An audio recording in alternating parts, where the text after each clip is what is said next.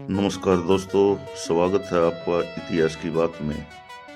आज हम आपको राव जोधा के बारे में बताएंगे। राव जोधा राठौड़ वंश के 15वें राजपूत शासक थे, जिन्होंने वर्तमान राजस्थान राज्य के मारवाड़ राज्य पर शासन किया था। वे राव रणमल के सबसे बड़े पुत्र थे। उन्हें उनके सरदार सैन्य करियर और 1459 में जोधपुर शहर की स्थापना के लिए जाना जाता है, जो बाद में मंडोर के बाद मारवाड़ की नई राजधानी बना। राव रणमल ने 1427 में मंडोर की गद्दी हासिल की थी। मंडोर पर शासन करने के अलावा राव रणमल महाराणा मुक्कल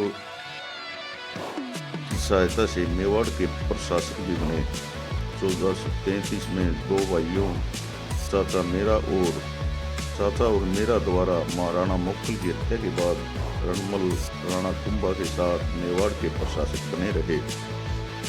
मंडोर पर सिसोदिया आक्रमण के बाद राठौड़ शक्ति के कमजोर होने के कारण राठौड़ सरदारों ने अपने आंतरिक कलह को भुलाकर राव जोधा के दावत के तले एकजुट हो गए। छावनी में राठौड़ वंश के लोगों ने सामूहिक रूप से जोधा को राव और राव रणमल का उत्तराधिकारी घोषित करने का निर्णय लिया था और अगले दिन राज तिलक का दिन निश्चित हो गया। राव जोधा ने करणी माता से अनुरोध करने के लिए देशनोक में दूत भेजे कि वे इस अवसर पर उपस्थित हों और स्वयं तिलक करें। वे नहीं आ सकी और उन्होंने उग्री दस्तूर को अपने पुत्रों और जग्गू दोषी के साथ कावनी भेज दिया।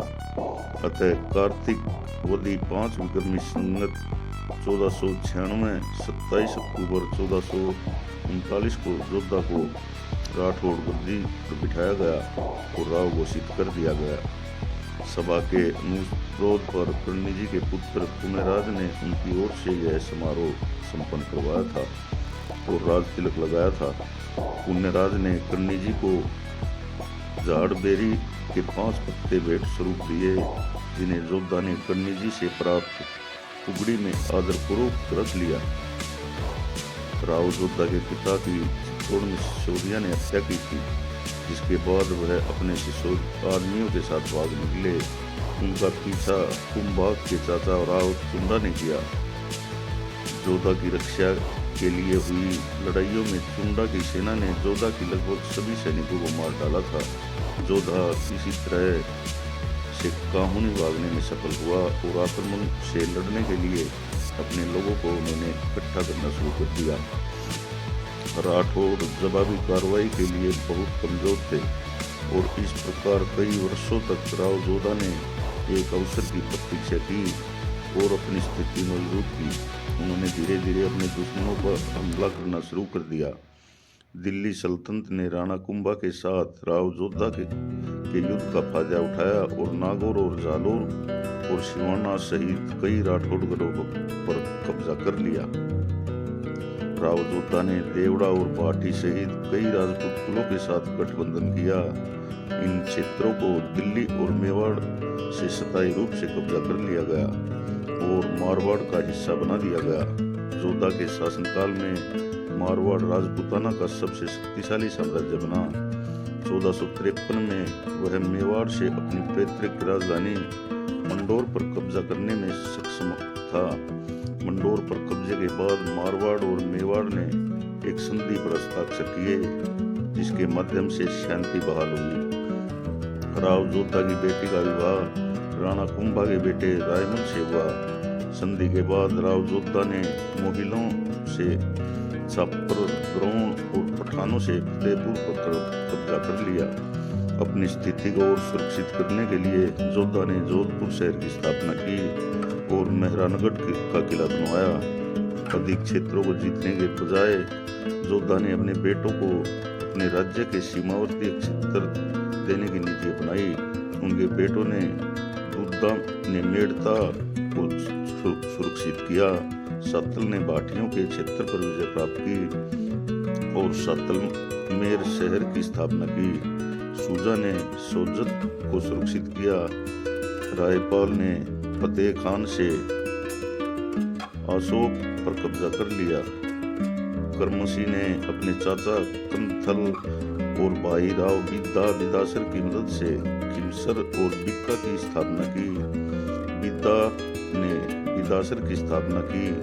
राव जोधा ने राठौड़ों की राजनीतिक ताकत को इस हद तक बढ़ा दिया कि राणा कुंभा ने भी उनके साथ गठबंधन की मांग की। शत्रुता से बचने के लिए मारवाड़ और मेवाड़ के बीच की सीमाएं भी तय की गई। राणा कुंभा की मृत्यु के बाद उनके उत्तराधिकारी राणा उदय सिंह प्रथम ने अपने ही कुलों के खिलाफ राठौड़ों की मदद एक झड़प में जोधा के भाई कंथल की हत्या कर दी। राव जोधा और उसके पुत्र बिक्का ने एक सेना का नेतृत्व करते हुए द्रोणपुर पहुंचकर युद्ध किया। भारी क्षति के बाद दिल्ली की सेना पराजित हुई। मंडोर पर सिसोदिया सेना का कब्जा था और मेवाड़ के महाराणा की ओर से नरवद को एक मजबूत सैन्य टुकड़ी के साथ मंडोर में तैनात किया था और उन्हें जोधा का पीछा करने और उन्हें नष्ट करने का आदेश दिया था। अगले 12 वर्षों तक नरपद रूप से जोधा को बाहर निकालने और पकड़ने के तरीके खोजता रहा। यह अक्सर जानबूझकर अपनी सेना की टुकड़ियों को खुला छोड़ देता था और यहाँ तक कि मंडोर जाने वाले रास्ते को भी असुरक्षित छोड़ देता था ताकि जोधा खुले में हमला करने के लिए उकसाए। लेकिन कर्णी जी ने राव जोधा को पहले ही आगाह कर दिया था। उन्होंने राव जोधा से कहा था कि जब तक वह पूरी तरह से स्पष्ट न कर दे तब तक कोई बड़ा युद्ध करने का जोखिम न उठाए। इस प्रकार आगाह होने पर राव जोधा ने 12 वर्षों तक काउनी में अपना समय बिताया था। 1453 में एक दिन कर्णी जी ने राव जोधा को संदेश भेजा कि वे जितने भी राठौड़ इकट्ठा कर सके उन्हें लेकर तुरंत देशनोक पहुंचे। उसके बाद वे देशनोक पहुंचे और कर्णी जी के समक्ष उपस्थित होकर सलाह और निर्देश मांगे। कर्णी जी ने उन्हें बताया कि मंडोर पर आक्रमण करने का उपयुक्त समय आ गया है और उन्हें अपने सैनिकों के साथ मंडोर की ओर कूच करना चाहिए। मंडोर जाते समय जोधा ने सिरदन गांव में मोदी मुलानी की बस्ती में डेरा डाला। यहाँ मोदी ने जोधा को बड़े प्यार से हलवा परोसा। मोदी ने जोधा से कहा, चिंता मत करो, मैंने मैदे की कमी पूरा करने के लिए थोड़ा मजीठ डाल दिया है। तुम्हारी मूंछों पर यह शुभ रंग कर्णी जी के आशीर्वाद का प्रतीक है। तुम्हारी विजय निश्चित है। तुम तुरंत मंडोर चलो। इसके बाद जोधा ने बेगटी में डेरा डाला जहाँ राजस्थान के 5 प्रसिद्ध संतों में से एक हरबूजी सांखला ने उनकी मेजबानी की। संत ने जोधा और उसके साथियों को बाजरे की खिचड़ी खिलाई। प्रस्थान करते समय हरबूजी ने जोधा से कहा कि जब तक कि श्री कर्णी जी का आशीर्वाद उनके साथ है तब तक उन्हें कोई पराजय नहीं मिलेगी और वे अपनी विरासत को पुनः प्राप्त करेंगे। इस प्रकार जोधा ने मार्ग में पड़ने वाले जागीरों और गांव के प्रमुखों की सहायता प्राप्त की। जोधा 700 घुड़सवारों और 10,000 पैदल सैनिकों की एक टुकड़ी के साथ मंडोर पहुंचे, जहां जोधा ने विश्वास पत्र और शत्रु के अंदरूनी सूत्र कालू मांगलिया की सहायता से 1000 सैनिकों के साथ गढ़ में प्रवेश करने में सफलता प्राप्त की। इन सैनिकों ने रात में शेष सेना को अंदर जाने दिया और किले पर भीतर से धावा बोल दिया। इससे सिसोदिया और उनके राठौड़ समर्थक आश्चर्यचकित रह गए और सूर्योदय तक जोधा ने मंडोर पर अधिकार कर लिया। अगले दिन सिसोदिया की सबसे नजदीकी बची चौकी चौकरी पर राव कंदल, जो कि जोधा के भाई थे, उन्होंने हमला कर दिया। इसके बाद राव कंदल ने मेड़ता और अजमेर पर सेना चढ़ाई, जिसे उन्होंने संवत 1510 यानी 1453 ईस्वी में जीत लिया। इस प्रकार राव जोधा ने अपनी विरासत को पुनः प्राप्त करने और मारवाड़ में राठौड़ों को फिर से मजबूत करने की सफलता प्राप्त की। एक संत ने राव जोधा को समझदारी से राजधानी को पहाड़ी की चोटी पर सुरक्षित करने का स्थान पर ले जाने की सलाह दी। 1459 तक यह स्पष्ट हो गया था कि एक अधिक सुरक्षित मुख्यालय की आवश्यकता भी थी।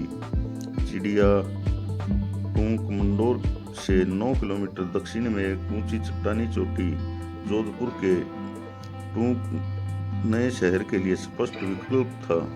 प्राकृतिक ऊंचाई को चौका देने वाले अनुपात के एक किले ने और बढ़ा दिया, जिसमें राव जोधा के उत्तराधिकारियों ने सदियों तक वृद्धि की। जोधपुर महत्वपूर्ण दिल्ली गुजरात राजमार्ग पर था और इसे रेशम, अफीम, चंदन, तांबे व अन्य वस्तुओं के व्यापार में बहुत अधिक लाभ हुआ। 125 मीटर ऊंची पहाड़ी पर स्थित मेहरानगढ़ किला राजस्थान के सबसे बड़े प्रभावशाली दुर्गों में से एक है। किले का निर्माण महाराजा राव जोधा ने 1459 में शुरू किया था। किले के मूल रूप से 7 द्वार हैं। हाथियों के हमले को रोकने के लिए कांटों वाला एक पहला द्वार है, फतेहपुर या विजय द्वार। महाराजा अजीत सिंह ने 1707 में मुगलों पर अपनी विजय के उपलक्ष्य में बनवाया था। अन्य द्वारों में जयपोल भी शामिल है, जिसका निर्माण महाराजा मानसिंह ने 1806 में जोधपुर और बीकानेर की सेनाओं पर विजय के बाद करवाया था। जोधा की मां कोरमदे ने कोडमदेसर तालाब बनवाया था। जोधा की पत्नी रानी हादी जसम्मा दे ने रानीसर टैंक बनवाया था, जो अब मेहरानगढ़ किले की दीवारों के भीतर है। रानी सोनागिरी चांद कंवर ने एक बावड़ी बनवाई थी, जिसे चांद बावड़ी कहा जाता है। राव जोधा 6 अप्रैल 1489 को 73 वर्ष की आयु में मृत्यु को प्राप्त हुए थे। राव जोधा की मृत्यु के बाद उनके पुत्रों के बीच उत्तराधिकार के लिए संघर्ष शुरू हो गया। उसके बाद उसके पुत्र राव सातल, जो कि 1489 से 1491 तक उन्होंने गद्दी संभाली। सातल की मृत्यु के बाद राव जोधा के पुत्र राव सुजा ने 1491 से 1505 तक गद्दी संभाली। तो दोस्तों, ये थे राव जोधा। आपको उनके बारे में जानकर कैसा लगा? अच्छा लगा हो तो मेरे वीडियो को लाइक और शेयर करें और चैनल को सब्सक्राइब करें और एक प्यारा सा कमेंट जरूर करें। धन्यवाद।